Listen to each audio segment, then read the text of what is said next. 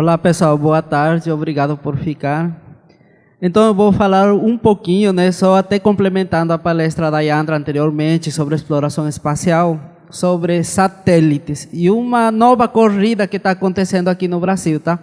Eu botei a nova corrida espacial em homenagem à corrida espacial que teve lá na época da Guerra Fria, entre a União Soviética e os Estados Unidos. E antes de começar, eu queria fazer uma reflexão para vocês. Imaginem por um momento que vocês estão de olhos fechados e tendo que fazer todas as tarefas do dia a dia. Seria difícil? Pois é, então se você conseguisse abrir os olhos, você enxergaria tudo, né? Os satélites é mais ou menos isso. Um país que tem satélites, uma nação que tem satélites, é como se tivesse olhos, tá? Para olhar lá de cima, e ver tudo.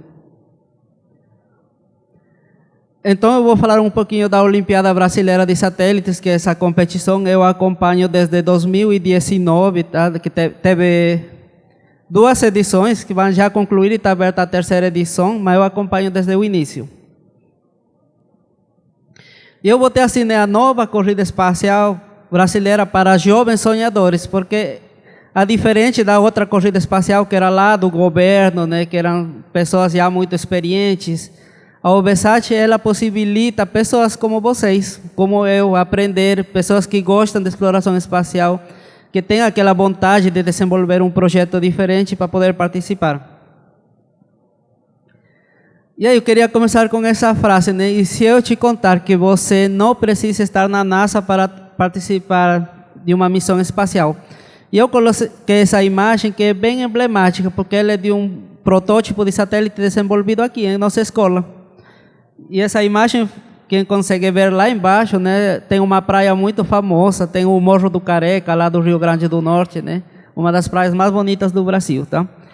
Essa é uma imagem real, tá? A gente tinha colocado uma GoPro na parte de cima para ir filmando todo o trajeto. E um pouquinho da OBSAT, Ela é uma competição que procura envolver alunos para desenvolver habilidades da engenharia, da matemática, da computação, da administração, de trabalho em equipe. E a diferente de outras competições que tem, onde você ganha medalha só, você resolvendo questões, por exemplo, Aqui não, aqui tem a parte teórica que você tem que desenvolver 4 relatórios de 20 páginas cada um, somando dá 80, Tem que desenvolver o projeto físico que funcione e tem que seguir todo o regulamento de um projeto de satélite de verdade. Por exemplo, ele operar em condições extremas de temperatura, menos 80 graus. Um dos testes, para vocês terem uma ideia, é deixar cair ele da altura do teto. Aí se ele não se quebrar, porque ele está apto para subir no foguete. É um dos testes de vibração. Essa foto foi tirada lá no Rio Grande do Norte, num centro de lançamento que tem próximo de Natal. E por que isso importa? Porque existem pesquisas que mostram que aqui no Brasil, cerca de 80% dos estudantes concluem o ensino médio sem passar por práticas de laboratório, práticas experimentais, apenas indo pela teoria. E a OBSAT, ela dá essa oportunidade para você se envolver de forma prática, realizando experimentos. Cada satélite ele leva em média de 11 sensores, por exemplo, de temperatura, pressão atmosférica, umidade, CO2, luminosidade, campo magnético, giroscópio. Então, de certa forma, você vai fazer muitos experimentos ali, Testar, soldar. E também coloquei aí uma revolução silenciosa, sabem por quê?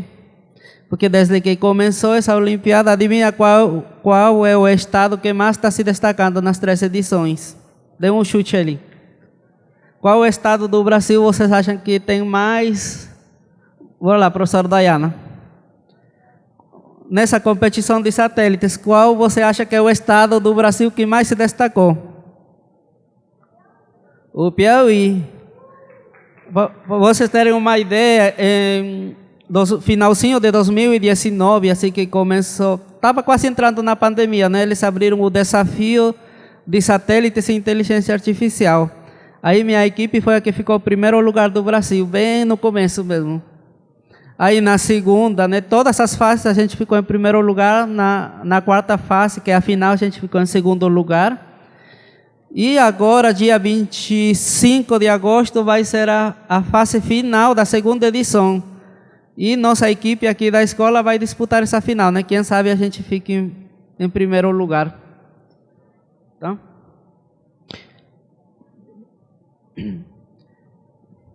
E para continuar, aqui eu fiz uma pergunta, né, igual que vocês gostam de utilizar a inteligência artificial. Eu tirei um print do Google e fiz a seguinte pergunta. Já foram desenvolvidos projetos de satélites em Teresina? Isso foi o que respondeu, tá vendo? Sim, já existem vários projetos, né, da forma CANSAT, CubeSat. E aqui tem um detalhe, quando eu falo em projeto de satélite, isso até vai um pouquinho em contra do senso comum, que geralmente a gente fala, né, que temos que pensar fora da caixa, né? Sempre alguém fala assim, pense fora da caixa. Já quando você trabalha com projeto de satélite é o contrário, você tem que pensar tudo dentro da caixa, tá? Tudo que você imaginar que vai botar no seu satélite, por exemplo, bateria, as placas, a parte de isolamento térmico, tudo tem que caber dentro da caixinha, que tem um limite. O limite do nosso satélite, que está sendo desenvolvido aqui pela Maria Cristina e a Gabriele, ele é um cilindrozinho que tem 10 centímetros de altura e apenas 6 centímetros de diâmetro, para você ter uma ideia. E não pode pesar mais que 350 gramas. Parece muito, né? 350 gramas, mas imagine que tem que ter uma estrutura de alumínio aeronáutico. Alumínio é um metal, ele já pesa muito, né? Eu tenho que botar ali um isolamento térmico. Tenho que botar bateria que dure pelo menos 3 horas funcionando tudo, né? Então, bateria é pesada, né? Quanto maior a bateria, mais pesada. Eu tenho que colocar meus sensores, tenho que colocar parafusos e tudo isso não tem que passar o limite tanto dos 300 gramas quanto do tamanho, né? Porque se não caber, não vai dar certo. E aí eu vou falar um pouquinho aqui de nossa equipe, claro, né? Que é a Greta Nanosatélite, aí a Maria Cristina, a Gabriela, isso daí foi na edição, na terceira fase, que é uma competição regional. A gente ficou em primeiro lugar ali nessa imagem, que foi em 2023, foi lá em Rio Grande do Norte, no centro de lançamento. Lembram daquela imagem que eu botei lá no começo? Foi nessa época que a gente lançou nosso satélite. Então imagine um detalhe curioso, quando a gente chegou lá, nossas duas equipes concorrentes diretamente eram uma equipe do Maranhão e uma equipe do Rio Grande do Norte. Ambos têm base de lançamento, né? Lá no Maranhão fica Alcântara, lá no Rio Grande do Norte fica o CLBI. E aí a gente ficou com essa dúvida, né? Será que eles vão favorecer porque tem contatos ali? Mas não. Quando as meninas apresentaram, nosso projeto ficou em primeiro lugar, tá? Foi inclusive o que teve maior nota. E para vocês verem, esse projeto começou em 2023 e ainda não terminou. Que eu vejo aqui muitos alunos, quando eu falo para elaborar um projeto, para participar da feira de ciências, eles querem desenvolver o projeto no máximo numa aula, né? Na hora que você chega, já quer que seu projeto fique pronto. Se der alguma coisa errada, um cabo não funcionar, vocês já querem desistir. Mas não, projetos que são bons, tudo que é bom leva muito tempo, tá? Aí, eu vi isso numa série, né? Tudo que é bom leva tempo para terminar. Então as meninas começaram em 2023, a gente passou o ano todinho só trabalhando nesse satélite. Aí passou 2024, o ano todo, e 2025. Então, uma mensagem que queria deixar para vocês, né, que tudo que é bom, para ser perfeito, leva tempo. E aqui, por que participar de um projeto de satélite? Primeiro, porque você vai desenvolver várias habilidades. Não?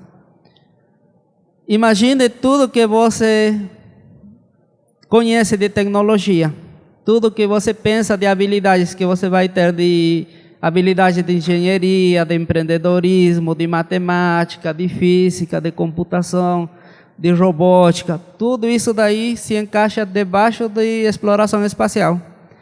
Tecnologias que são utilizadas para exploração espacial, elas estão acima de tudo.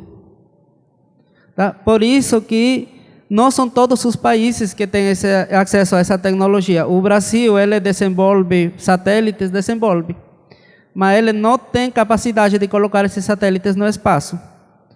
Todas as vezes que a gente constrói um satélite, para onde que vai? Vai para a Índia, vai para a Rússia, vai para a China, vai para os Estados Unidos. Porque nós não temos essa capacidade de colocar um satélite no espaço e muito menos pessoas, né? Então existe uma carência aqui muito grande, né, de profissionais e cabe a vocês serem futuros engenheiros aí da área aeroespacial, né? Tem o ITA, o IME e tem outros institutos que vocês podem trabalhar. Então, por isso que é importante, porque você já vai ir desenvolvendo essas habilidades, né? E também uma habilidade que a gente trabalha muito é a parte emocional, porque quando a gente trabalha com satélite sempre dá errado, tá? Quase tudo dá errado, melhor dizendo. Você não encontra material, quando tem material ele não funciona, queima um sensor. Então, seu lado emocional tem que ficar sempre 100%. E aqui, próxima pergunta, quase já para finalizar, é por que investir em satélites? Eu acredito que vocês conhecem as duas pessoas dessa imagem, né? E os dois, por coincidência, têm investimento em satélites. Um tem a Starlink, né? E o outro tem também a Blue Origin, que é a companhia espacial, mas também tem uma constelação de satélites. Então, isso daí já disse muito, porque se as pessoas mais ricas do mundo, as duas pessoas mais ricas têm investimento no setor espacial, deve ser por algo, né? Que eles têm tanto conhecimento que eles não iriam investir em algo que não tenha um grande retorno. Como eu falei no começo, né? Você ter satélites é a mesma coisa que você ter olhos. Então, você pode vender, hoje em dia, um dos bens mais caros, e no futuro vai ser ainda mais, é o acesso à informação. Quando você tem informação, tem tudo, tá? E não só para comércio. Sem satélites a gente não teria celular, não teria internet, não teria televisão, não teria como fazer lives. E os satélites, eles ajudam tanto na produção de tecnologia, como a Andra falou, na parte da agricultura também. A Índia se desenvolveu bastante na parte da agricultura, porque tinha investimento em satélites. O pessoal que faz guerra também, né, se não tiver satélites, ele vai perder a guerra. Tá? Satélite é significado até de soberania. Para vocês terem uma ideia, uma coisa que a gente utiliza no dia a dia, GPS. O Brasil não tem seu próprio sistema de GPS, que é o básico. Então, isso daí a gente compra. Tudo bem enquanto alguém vende, né? E se alguém decidir não querer vender mais para nós? Como que a gente fica sem GPS? Aí o iFood do final de semana, né? Como que fica? E agora também, por que investir em satélite? Por que vocês deveriam participar de satélites? Esse é um repórter que saiu aí do Fórum Mundial Econômico, que nos próximos 10 anos vai ter um investimento de 1,8 trilhões de dólares. Isso é apenas para a parte de nanosatélites, que são os que a gente trabalha aqui, que são CubeSat e CubeSat, né, que são os pequenos satélites. Então, vocês já veem que se vocês se dedicassem a estudar, a se tornarem engenheiros aeroespaciais, vai ter mercado, né, porque vai ter muito dinheiro. É por isso que o pessoal está revitalizando a base de Alcântara também para alugar, porque seria um bom lugar aqui para lançar pequenos satélites, aqui do Maranhão, bem aqui do lado, né? Conhece? Já foi lá na base de Alcântara? Já foi na base de lançamento de Alcântara? Não? Fica depois de São Luís. E aqui para finalizar, né? E agora, quais seriam os próximos passos no desenvolvimento de satélites? Se a gente já tem a capacidade de desenvolver protótipos de satélite, a gente já testou, enviou ele até 40 mil metros de altura, que é 40% do caminho do espaço.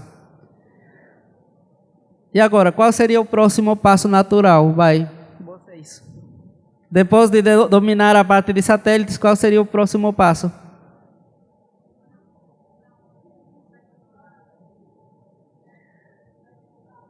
é desenvolver os foguetes, né? Porque você tem satélite, tem que ter os foguetes. Que imagine que você trabalha na área de iFood, se você faz uma comida boa, mas você não tem quem entregue, não vai servir de nada, né? Então a gente tem que ter o delivery, é a mesma coisa. Se você consegue desenvolver satélites, tem que ter os foguetes para poder levar os satélites, né? Isso é um dos próximos passos. O próximo passo seria vocês participarem. Ainda está aberta para a terceira fase, para a terceira edição, Olimpíada de Satélites. Encerra 3 de setembro as inscrições. Então dá tempo de participar. É uma competição que dura muito, é trabalhosa, mas vale a pena. Eu garanto que não existe melhor sensação que você ver seu satélite voando lá no alto, como eu coloquei nessa primeira imagem, né? E quando a gente lançou esse satélite, eu mesmo me ofereci para ir no resgate, uma das aventuras que eu queria ter na minha vida, que eu ainda não fiz. Aí eu fui como voluntário quase a mais de 80 quilômetros lá de Natal. A gente foi lá no meio do mato, quase 3 horas caminhando no meio do mato até encontrar. Pense em uma aventura, eu só me lembro de colocar as mãos desse jeito para não ficar com os olhos feridos e caminhando no meio do mato. Mas vocês sabem por que eu fui? Porque eu tinha pegado emprestado uma GoPro aqui da escola e eu queria recuperar. A GoPro, deixa eu voltar aqui um pouquinho. Aí a GoPro que fez essas imagens com o cartão de memória estava lá. Então eu tinha que ir, né? Porque tinha que garantir trazer de volta a GoPro. E as imagens também para poder analisar todo o trajeto do vídeo, né? Depois eu postei no YouTube, depois posso até mandar o link para vocês. Tem 2 horas de voo, saindo lá de Natal até na parte de cima da estratosfera. Tá bom?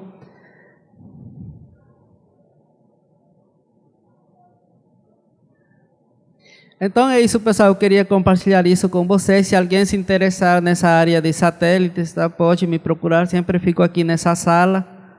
E eu estou aberto quando quiserem, viu, professor Vitor? Investir em satélites é uma das melhores coisas que tem.